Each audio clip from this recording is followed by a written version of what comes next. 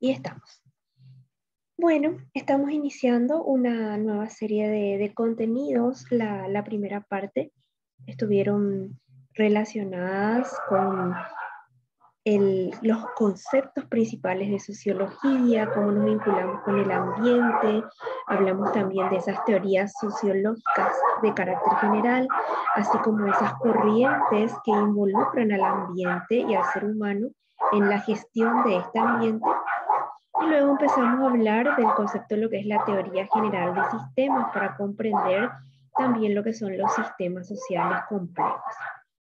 Y el día de hoy vamos a estar conociendo sobre un concepto sociológico que se empieza a formar a partir del siglo XX, que se relaciona con comprender la sociedad del riesgo.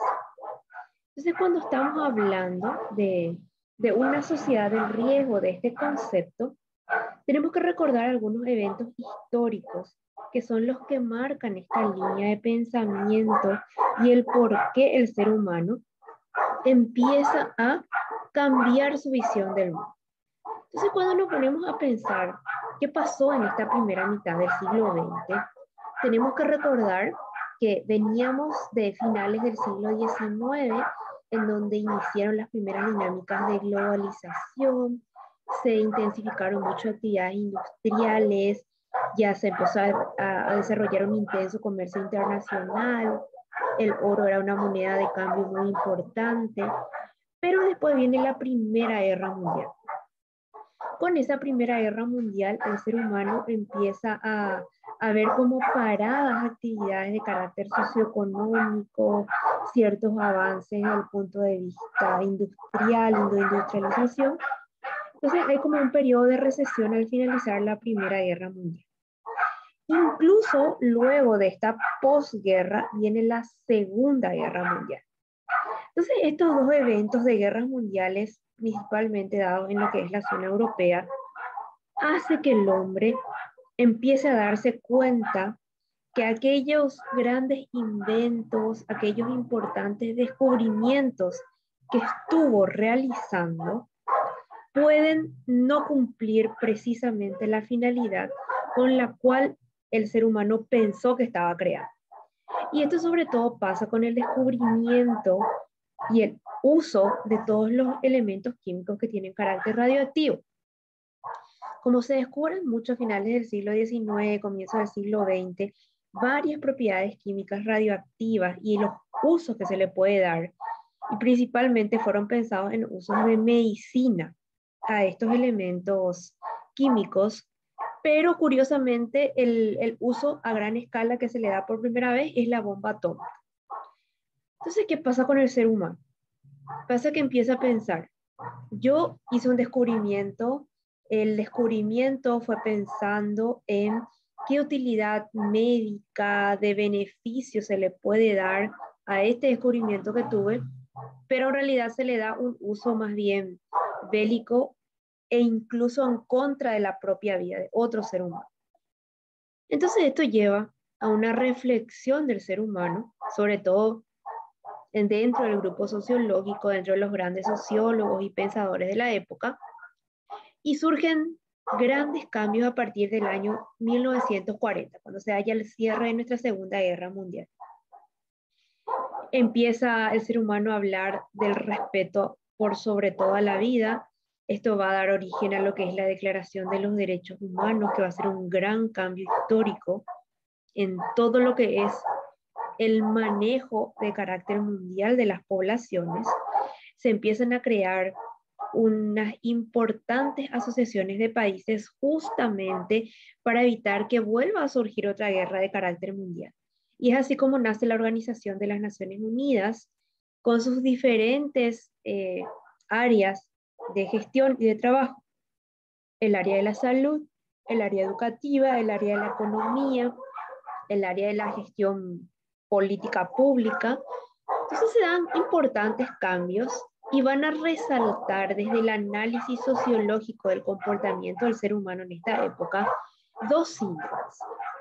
Uno de ellos se conoce como el síndrome de Frankenstein y otro se conoce como el síndrome del aprendiz de brujo.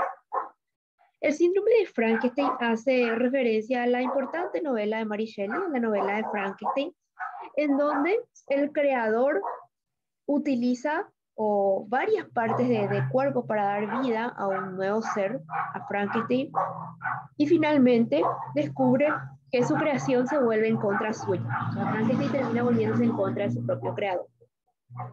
Se utiliza esta analogía de esta novela para explicar un poquitito el síndrome de Frankenstein, que demuestra que muchas veces el ser humano se da cuenta que aquello que él ha creado con una buena intención o con una supuesta intención favorable para la humanidad puede volverse en contra de sí mismo.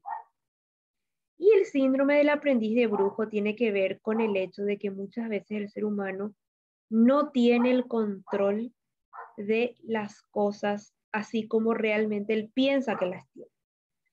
Aquí hace referencia al síndrome del aprendiz de brujo, a un cuento infantil, el caso probablemente que ustedes conozcan, como está ahí en la imagen, fue el que fue representado por Disney en un capítulo de Mickey Mouse, en donde en realidad este cuenta una historia de cuando Merlín era joven, ¿verdad? Que él va al cuidado de un hechicero importante que le tiene que instruir en las artes de la magia. Y bueno, el hechicero le empieza a instruir, le empieza a enseñar diferentes conjuros, diferentes pócimas. Y un día el hechicero maestro va al pueblo a comprar cosas y le deja al aprendiz en la casa diciéndole que por favor se encargue del aseo, que se encargue de la limpieza. Bueno, como le da pereza al aprendiz tener que limpiar, entonces él decide probar un conjuro que le enseñó el maestro brujo, el maestro mago, en el cual empieza a darle vida a las escobas, a los repasadores, para que limpien de por sí solos. Pero ¿qué sucede? Sucede que llegado un momento él no puede parar la actividad ni de las escobas, ni de los cubos de agua, ni de los repasadores. Entonces, en lugar de limpiar, terminan haciendo mucho más desastre y dejando totalmente caótica la casa que él tenía que limpiar. Hasta que llega finalmente el maestro mago, se da cuenta de todo el desastre y él tiene que parar estos utensilios de limpieza que cobraron vida propia. Este ejemplo de este cuento infantil que más que nada busca demostrar de que la pereza no es una buena aliada cuando uno no maneja bien aquello que está utilizando, hace referencia a que muchas veces el ser humano no tiene el control pleno y mucho más cuando hablamos de descubrimientos o hablamos de condiciones en donde no es solamente una persona la que está involucrada, sino son varias las que tienen poder de decisión. Entonces hay veces que se puede salir del control o de las manos, como se suele decir, las actividades propias del ser humano. Entonces estos dos síndromes marcan muchísimo lo que va a ser una época o un periodo reflexivo, analítico por parte del ser humano que inicia a partir de la segunda mitad del siglo XX, muy marcado, muy influenciado por lo que fue esa primera mitad con dos importantes guerras mundiales. Entonces estamos hablando de una época, de un momento, de una sociedad ya postindustrial, en donde todo lo que es el pensamiento teórico, es decir, todo lo que es las obras de creación del ser humano, como una innovación, una nueva planificación de la sociedad, va a ser un factor que va a estar cobrando una importante actividad dentro del ser humano. Tal es así que a partir de la segunda mitad del siglo XX se habla de la producción del conocimiento codificado. Empieza a tener un importante valor todo lo que son las ideas del ser humano que van a generar ya sea o nuevas tecnologías, o una nueva innovación en la gestión, o una nueva forma de hacer una determinada actividad. ¿Qué también ocurre en esta sociedad postindustrial de la segunda mitad del siglo XX? Ya no se tiene solamente los sectores de agricultura y ganadería e industria, que era lo que caracterizaba al siglo XIX, sino empieza a desarrollarse un importante sector económico, que es el sector servicios. ¿Qué servicios hay en esta segunda mitad del siglo XX? Empiezan a desarrollarse actividades de finanzas, se empiezan a hablar de un auge inmobiliario, se empiezan a hablar de servicios legales, de publicidad, los primeros casos de mercadotecnia, relaciones públicas. Se empieza a complejizar, a volver más diverso las opciones en la cual se ofrecen productos y servicios, y eso da origen a este nuevo sector, que también va a caracterizar a esta sociedad postindustrial: la formación de clases profesionales y clases técnicas.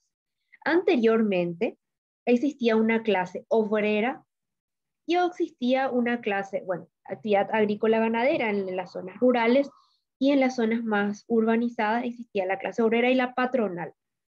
La patronal, los que tenían el acceso al dinero, al capital, los dueños de las industrias, y la clase obrera, quienes principalmente trabajaban en estas actividades industriales. ¿Qué va a surgir en esta segunda mitad del siglo XX? Una clase profesional que va a empezar a involucrar a todos los que tienen el pensamiento teórico y el desarrollo de las ideas, que van a modificar acciones dentro de las industrias y también actividades agroganaderas, versus una clase técnica también muy importante, pero la clase técnica es aquella más operativa, es decir, la que trabaja directamente con la ejecución de las acciones. La clase profesional es la que crea una nueva tecnología, una nueva innovación, y la clase técnica es la que operativiza, la que maneja, por ejemplo, esa maquinaria, o la que eh, construye una nueva tecnología. Que también va a caracterizar en esta época la idea del futuro. En esta época se empieza a pensar que el futuro va a ser controlado por la tecnología.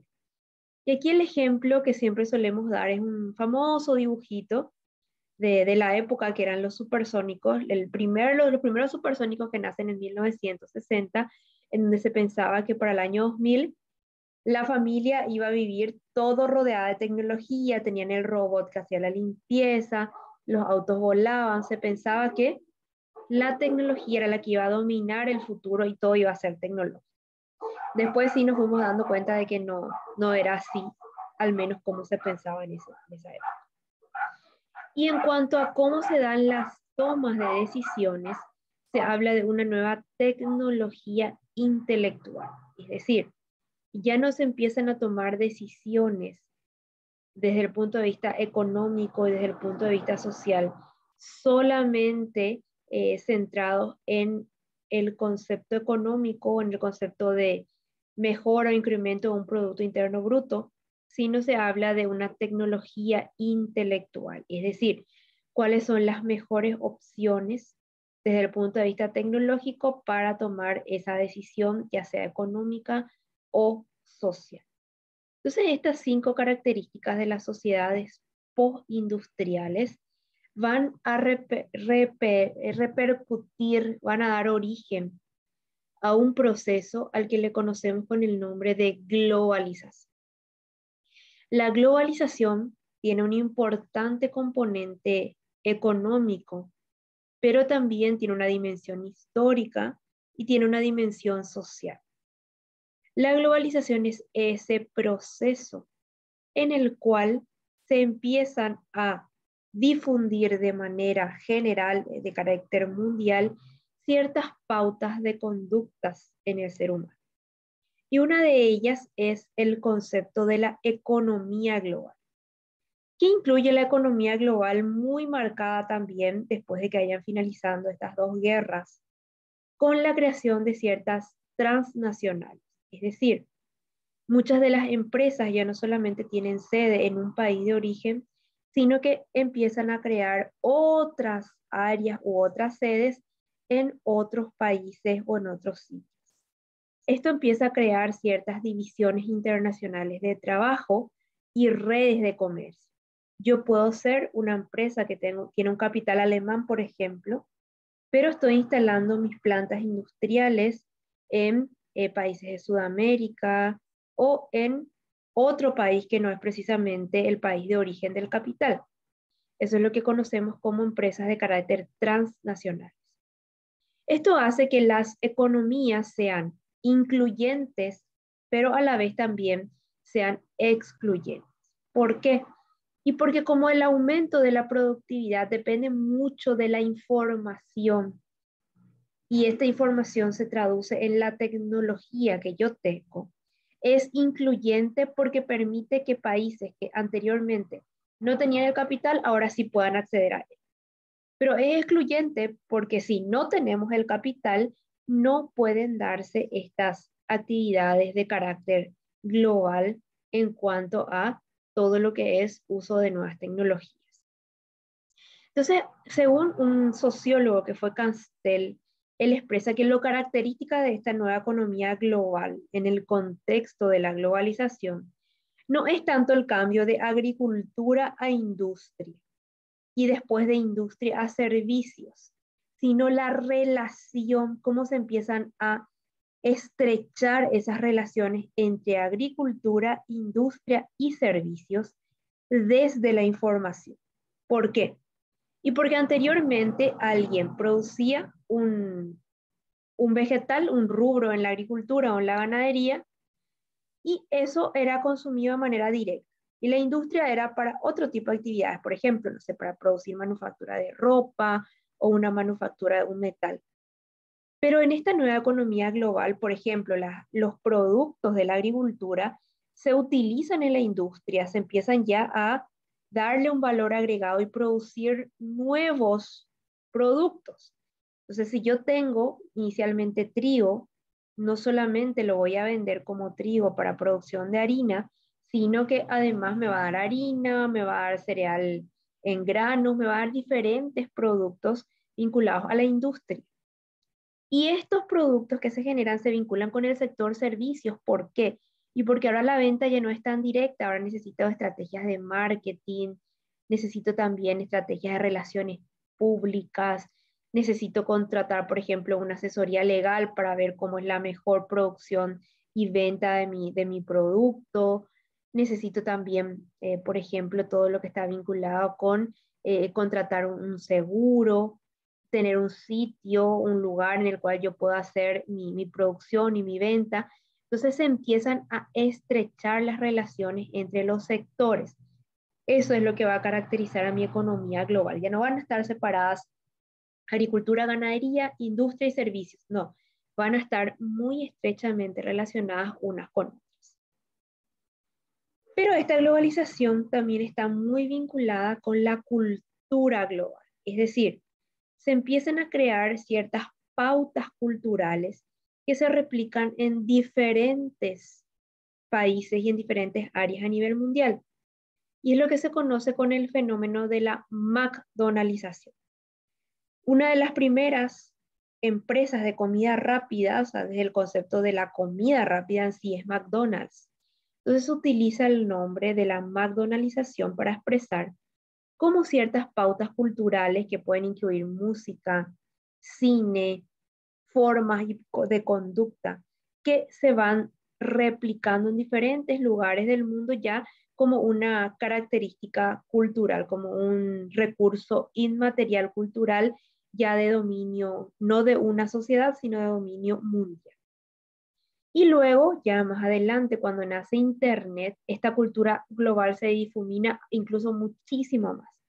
Y hoy en día, en los ambientes en los cuales estamos viviendo, efectivamente podemos hablar que el Internet influye muchísimo en todas estas condiciones en donde ya vivimos prácticamente todos unidos unos con otros por el hecho de que ya no tenemos, digamos, una pauta cultural específica de un sitio cuando algo está disponible en Internet, lo podemos ver desde cualquier lugar del.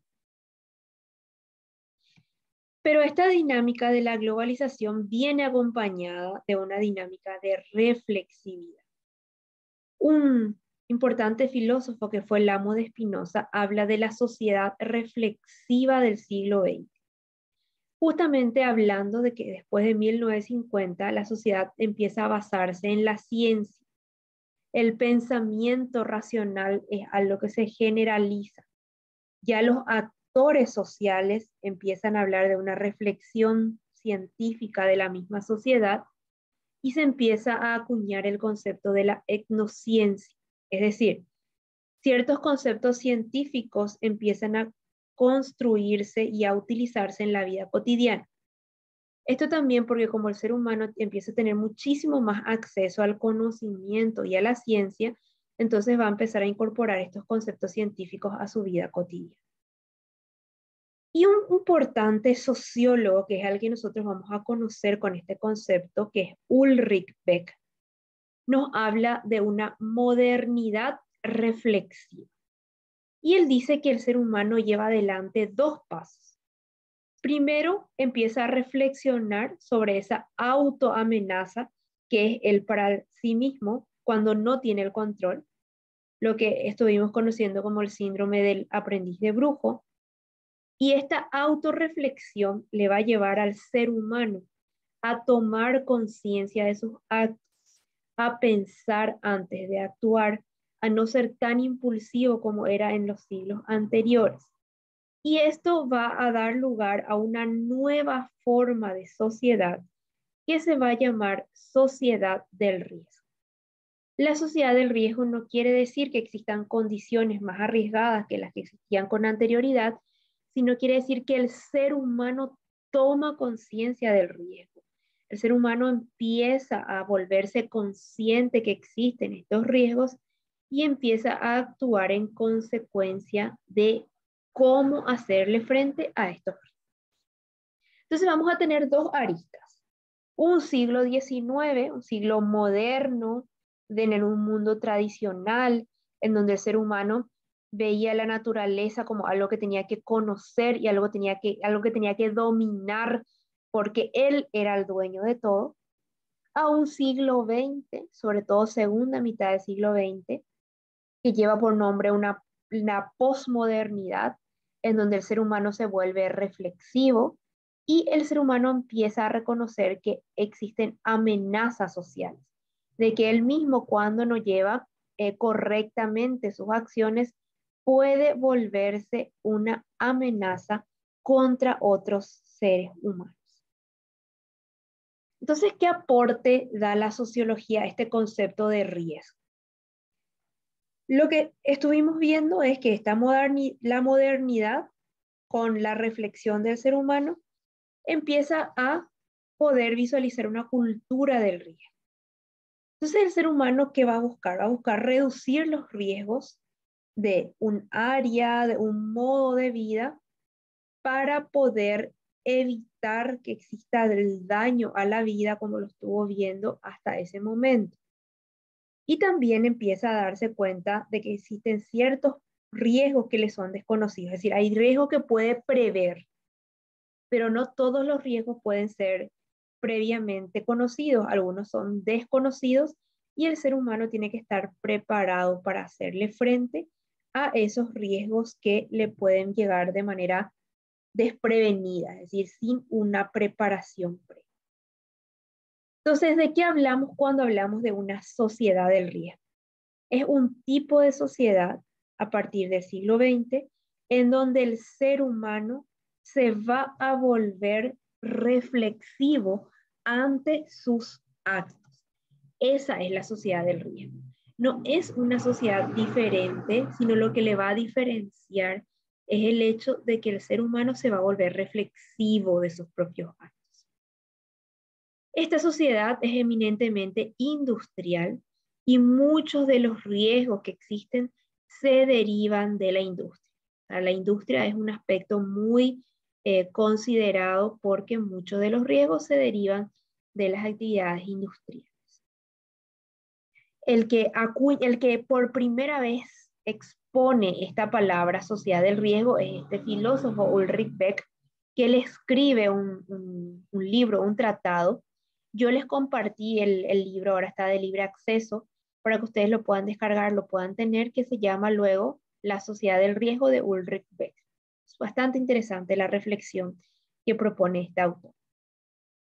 ¿Cuál es la premisa? ¿Cuál es la idea inicial que propone el autor ante esta sociedad en la que vivimos?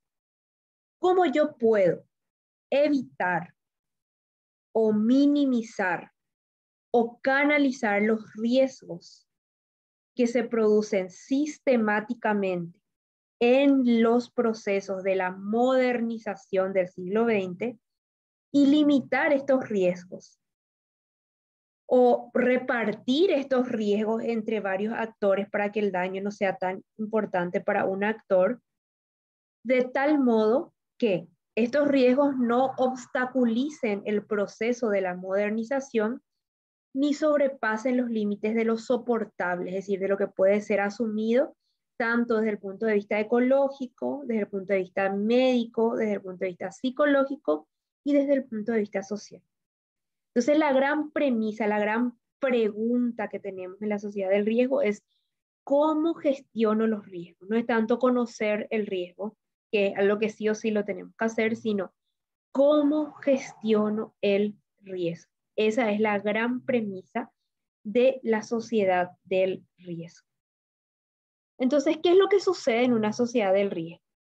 Sucede que ya no solamente el ser humano va a aprovechar la naturaleza, como lo venía haciendo de manera tradicional hasta ese momento, sino que va a tomar conciencia de los problemas que pueden surgir de ese desarrollo técnico económico que él va a llevar a cabo.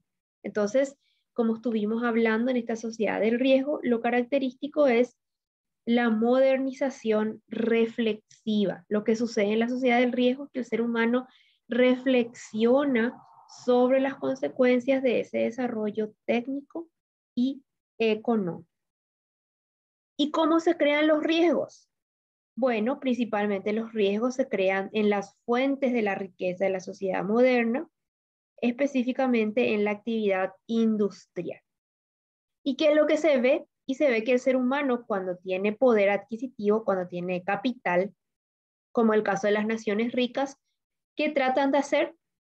Tratan de alejar al máximo posible los riesgos de sus áreas, es decir, trasladan los riesgos a otras áreas en donde no afecte a su población. No es que dejan de existir los riesgos, sino que se trasladan a otras áreas. Ejemplo, un típico ejemplo de esto. Yo tengo basura, basura tóxica o basura patológica, lo cual es un riesgo para mi población. Entonces, si yo tengo capital, si yo tengo dinero, voy a alejar estos riesgos y voy a llevar a enterrar a un desierto de un país subdesarrollado, puede ser en América, puede ser en África. Entonces, alejo el riesgo de mi área si yo tengo la posibilidad económica. No precisamente hago desaparecer el riesgo. Entonces, esto va a generar todo un debate y un conflicto, sobre todo en temas ambientales también, cuando se habla de gestión del riesgo. Y cuando se crean estos riesgos, hay un efecto, el efecto boomerang, como el juguete que tiramos y luego vuelve hacia nosotros, que tiene que ver con los efectos colaterales. Muchas veces donde se genera un riesgo, si este no es bien gestionado, vuelve contra uno mismo, vuelve al sitio en el cual se produjo. Entonces muchas veces estamos como inmersos en un permanente peligro justamente como consecuencia de los riesgos que se generan en las actividades que llevamos a cabo. ¿Y cómo enfrentamos los riesgos?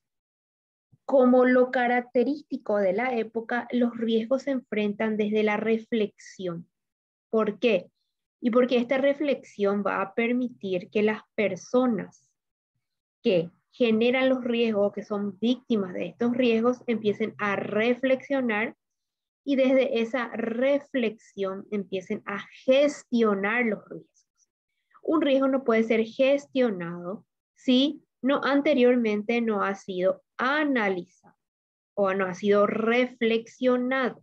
Entonces siempre para enfrentar un riesgo primero hay que pasar por la reflexión, por la interpretación del riesgo y a partir de ahí hacer la consecuente gestión, el decidir cómo vamos a enfrentar el riesgo y cómo vamos a hacer que ese riesgo sea menos dañino para todas las posibles víctimas. Entonces va a surgir esta pregunta. Efectivamente son los riesgos un rasgo característico de una época postindustrial y no porque los riesgos existieron siempre, siempre estuvieron presentes. Lo que anteriormente no había era la conciencia y la reflexión por parte del ser humano de saber que existían esos riesgos y tomar la decisión de hacerle frente a esos riesgos. Y vamos a conocer 5 características de los riesgos en esta nueva sociedad. La primera característica se relaciona con que los riesgos que se generan en el nivel más avanzado del desarrollo, es decir, los riesgos que se generan en las acciones más innovadoras, más tecnológicas, normalmente son los que causan los daños más irreversibles y que muchas veces incluso permanecen invisibles. Por eso que es muy importante la conciencia y la sinceridad del ser humano para que reflexione y tome acciones sobre todas las actividades que realiza, para que así pueda identificar los riesgos y ver aquellos que pueden causar daño. Que no porque estoy en un nivel muy avanzado de disponibilidad económica, no voy a hacerle caso a aquellos riesgos que pueden ser irreversibles. También, cuando estos riesgos se reparten entre diferentes actores, muchas veces yo tengo, ejemplo, una industria está produciendo una basura química y está repartiendo este riesgo. ¿Por qué? Y porque está trasladando estas basuras o está almacenando en otro país. Está utilizando otro país como depósito de estos residuos, como vertedero. Entonces, cuando se reparten estos riesgos de manera no controlada, se crean situaciones sociales de riesgo. Esto quiere decir que aquella población que está asumiendo el sitio, está asumiendo el rol de ser un vertedero de estas áreas o crear áreas de reserva de estos residuos químicos, pueden estar en una situación social de peligro. Eso ocurre cuando hay un reparto no controlado de los riesgos. Es otra característica, se pueden crear situaciones sociales de peligro. Otra característica de los riesgos en esta nueva sociedad están vinculados con la creación de un nuevo negocio. Porque como estamos hablando de que estos riesgos se empiezan a expandir, se empiezan a tomar conciencia de los riesgos, vivimos en un mundo capitalista, se urge un nuevo posible negocio o lo que se conoce como el big business de los riesgos, que son las importantes compañías de seguros. Hoy en día prácticamente existe seguro para todo. Seguro del vehículo, seguro de la casa, seguro de vida, seguro del trabajo, seguro. Todo podemos asegurar justamente asociado a ese concepto de que existe riesgo también para todo.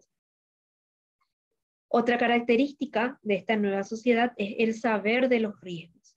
Toda una línea epistemológica, toda una línea del pensamiento, del método científico, hoy en día se encamina a estudiar y a conocer los riesgos. ¿Sabes? Sí, sí, se fue, perdón, se fue mi señal. Dale, profe, no entendía nomás qué pasó. Sí, sí, yo también así de repente dejé, ya volvemos, ya volvemos.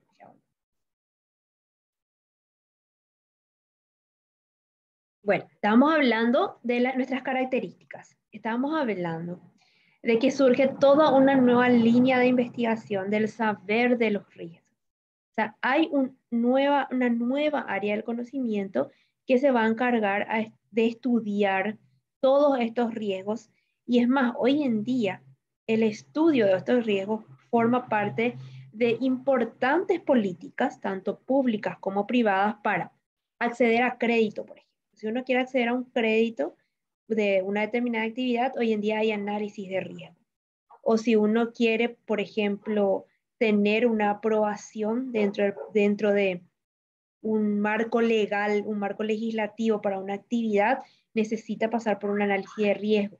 si quiere tener un involucramiento social, tiene que pasar por un análisis de riesgo. O sea, todo lo que es el análisis de los riesgos hoy en día ya forma parte de una corriente de pensamiento.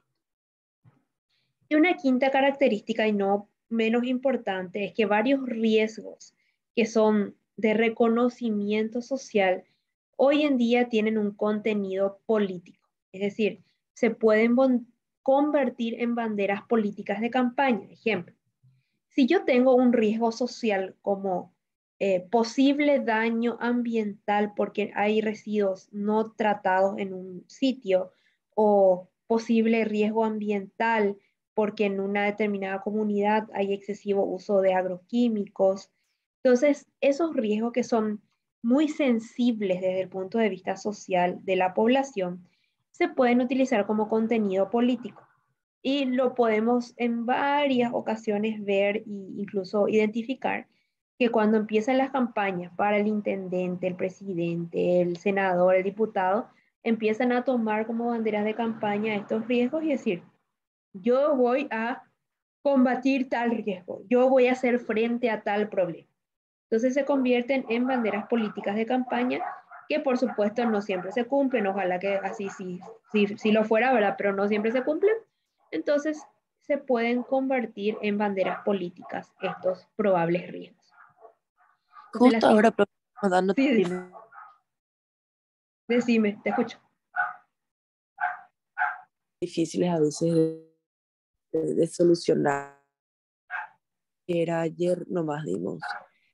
A ver, por ejemplo, la población mundial, que ya estamos sobrepasando el límite que puede soportar la Tierra, ¿verdad? Y, ay, espera, voy a estornudar. Se fue. Eh, ¿Cómo se dice? Que es muy fácil decir, por ejemplo, que limitar a las personas a tener solamente un hijo, pero después, por ejemplo, la población va a volver vieja y la economía va a sufrir porque va a tener, por ejemplo, que pagar más jubilación y va a haber menos trabajadores jóvenes y siempre hay dos lados de la moneda y nunca es fácil encontrar una solución porque después va a afectar otra cosa y es como un efecto dominó. Así mismo es, porque muchas veces es como que uno toma una decisión, pero después puede volver a repercutir esa decisión. Entonces, es como que uno también va construyendo en función a la información que va teniendo.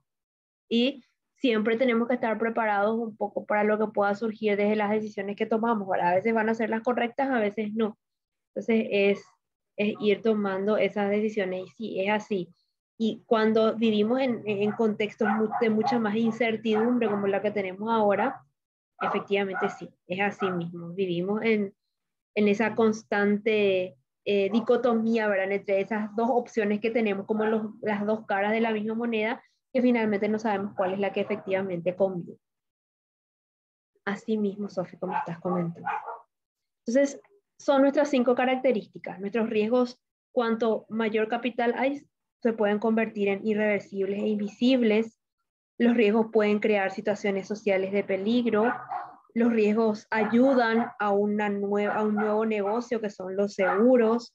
Hay toda una nueva línea de estudios de los riesgos y los riesgos que son de reconocimiento social pueden tener una bandera política o pueden convertirse en una bandera política. Entonces, son consideraciones a tener en cuenta desde esa visión más sociológica de cómo estamos viviendo en esta nueva sociedad. De hecho, que acá no hay una receta, o sea, yo no existe y no puedo decir desde tal corriente de la sociología, esta es la receta. Porque justamente lo que hace la sociología como ciencia es exponer líneas de pensamiento y que el ser humano se vuelva reflexivo para que la decisión que tome pueda ser lo más coherente posible, justamente desde la luz del análisis de su realidad. Y bueno, ojalá que tome la decisión más correcta, más acertada, pero por supuesto que en el camino se pueden dar los errores, se pueden tener desaciertos y uno va construyendo siempre sobre lo que ya previamente estuvo conocido. Entonces ahora vamos a ver un ejemplo de cómo usar estos conceptos de sociedad del riesgo a un caso. En este caso, voy a estar comentando una acción que ocurrió en la vida real. Fue una obra de construcción de un camino, o sea, una ruta, una vía de comunicación en un área rural, en la cual se creaba una circunvalación a la ciudad. Es decir, el camino salía rodeaba por fuera de la ciudad y ya no pasaba por el medio del pueblo, como los principales caminos en nuestro país. Entonces, ¿qué riesgos había con esta obra? Había una pérdida de cobertura vegetal porque se tenía que extraer cobertura vegetal para construir el camino. Había una degradación del suelo porque se iba a movilizar el suelo para la construcción de este camino. Y también habían pérdidas de puestos de trabajo. ¿Por qué?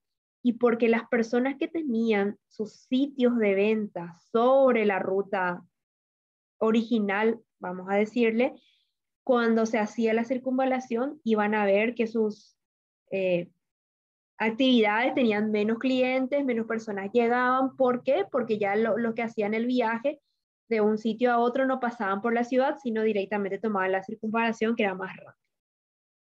Ahora, esos eran los riesgos, cómo se manifestaban para entender la diferencia entre el riesgo y cómo se manifiesta el riesgo.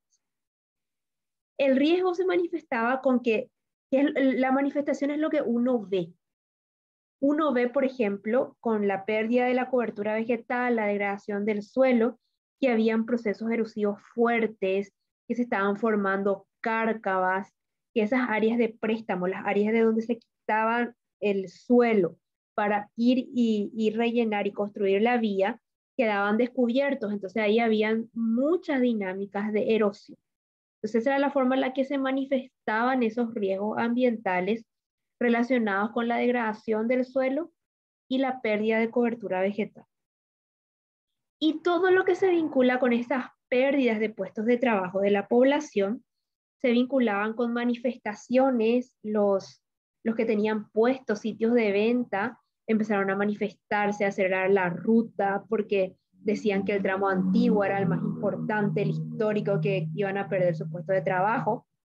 Entonces, hubo inicialmente un problema, por decirlo así, una manifestación del riesgo bastante importante asociada a esa pérdida de puestos de trabajo.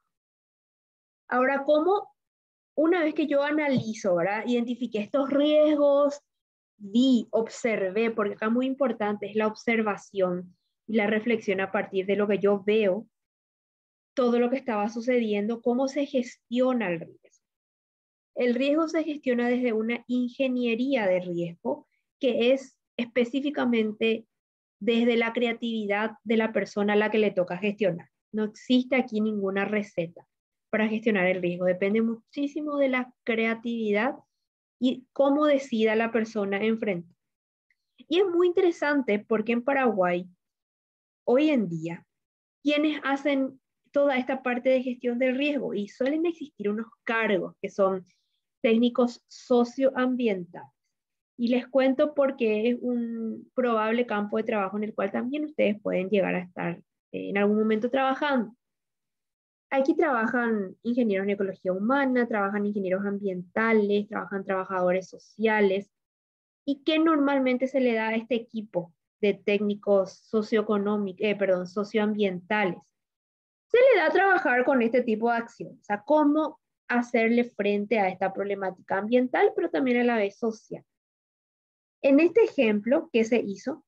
Se buscó conocer primeramente todos los riesgos, pero no solamente conocer desde el equipo técnico, sino conocer desde la visión de las personas.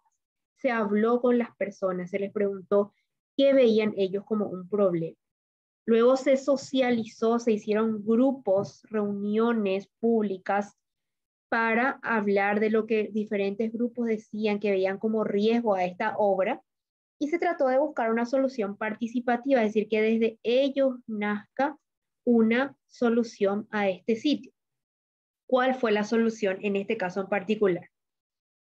Para que las personas no se vean comprometidas con su lugar de trabajo, se con la municipalidad se decidieron puntos también sobre el área de circunvalación donde podían instalar sus puestos de venta, o sea, era un traslado del puesto de venta y la municipalidad absorbió la construcción de ciertas casillas en donde las personas podían movilizar sus áreas de venta y también se les dio un trabajo a la comunidad. El trabajo que iba a hacer la comunidad era el mantenimiento de la nueva vía.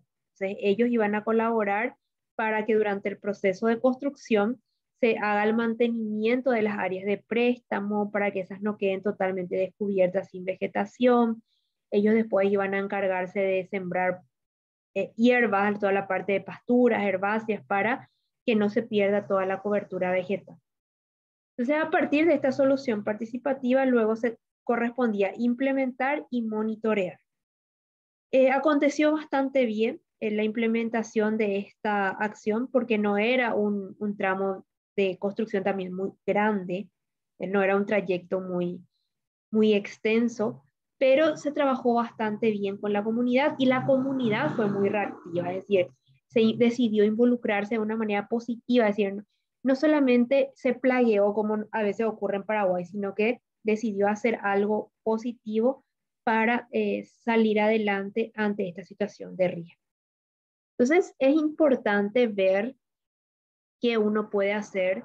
Depende muchísimo también de la disponibilidad que va a tener una población. Algunos están se sienten muy involucrados y quieren participar y quieren hacer algo de manera positiva, otros no, otros solamente quieren que uno les dé todo y solucione todos sus problemas, incluso aquellos que ni siquiera están relacionados con el caso, por el hecho de que les afecta a ellos. Entonces, siempre las propuestas de solución van a ser variables de acuerdo a la comunidad con la cual nos corresponde trabajar. Entonces, yo te voy a dejar con un pequeño ejercicio de reflexión que también está en el aula, en nuestra plataforma, nuestro Classroom, en donde tenemos un caso en el que viene un proyecto internacional que quiere instalar una planta de ensamblaje de partes automecánicas en régimen de maquila. El régimen de maquila es aquel en el cual varias personas trabajan por turnos, normalmente son turnos de 8 horas, y la fábrica o la empresa o la industria trabaja 24 horas en turno con personas distintas. Ese es el régimen de maquila. La empresa no para, la fábrica no para. Este proyecto se quiere instalar en un área periurbana, es decir, alrededor de un área urbana, y ustedes como ingenieros ambientales tienen que hacer una evaluación diagnóstica ambiental que pueda servir para la evaluación de impacto ambiental y también para la participación social. Entonces, desde esta realidad, ¿qué riesgos ustedes podrían encontrar desde esta actividad que se propone? ¿Cómo se podría manifestar ese riesgo y cómo se podría gestionar ese riesgo? Entonces, no hay demasiada información precisa para que justamente cada uno de ustedes desde su creatividad se pueda imaginar qué riesgo y qué manifestación del riesgo pueda surgir en este determinado sitio o en esta determinada área con este proyecto. Entonces, este es un ejercicio que yo les voy a dejar para la reflexión asociado a nuestra clase del día de hoy sobre sociedad del riesgo. Entonces, Sofi, ahora te dejo un espacio para cualquier consulta o comentario de lo que estuvimos hablando. Profe, la verdad que no tengo ninguna duda. Eh, Me queda bastante claro porque, como dije, también estamos a la par estudiando estos riesgos con sistemas, entonces la verdad que también ayuda para tener como un plus de información. Así Eh, mismo. y este ejercicio sería para la próxima clase, ¿verdad? Sí, sí, este es Pero un ejercicio para ir pensando. Sí, yo sé que ya te dije varias veces, pero todavía puedo entregar algunas tareas, ¿verdad? O ya sí, claro que termino. sí. No, claro Perdón, que sí, hasta que termine el semestre puedes ir entregando. la semana de Claro que parciales sí. es muy movida. Sí, me imagino. Claro que sí, Sofi, sin problema. Ujú. Y sí entendí todo, profe. Y le voy a Ok, avisar también porque veo que no se pudo conectar al final, no habrá terminado todavía su parcial. tu parcial. Sí, me imaginé. Bueno, entonces agradecerte, Sofi, tu presencia en este bello sábado. El próximo sábado, no sé un poco si tenemos clase, creo que no, porque el 14 es feriado también. Entonces, nos vamos a encontrar el siguiente sábado, el 21, y vamos a estar desarrollando nuestro capítulo de factores ambientales que inciden en la salud y en la sociedad. Entonces, te dejo con esta pequeña tarea de reflexión y nos encontramos el siguiente sábado. Dale, profe, nos encontramos entonces. Que estés Un súper bien y tengas un buen fin de semana.